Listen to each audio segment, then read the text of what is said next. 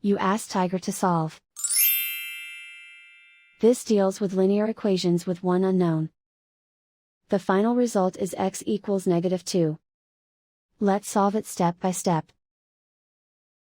Simplify the expression. Expand the parentheses. Multiply the coefficients. Simplify the arithmetic. Group like terms. Combine like terms. Group all constants on the right side of the equation. Add 7 to both sides. Simplify the arithmetic.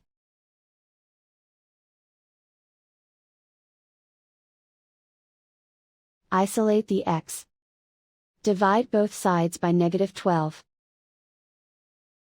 Cancel out the negatives. Simplify the fraction.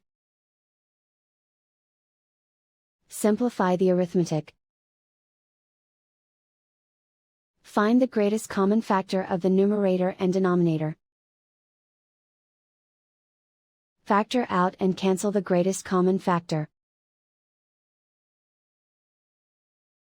And so the final result is x equals -2.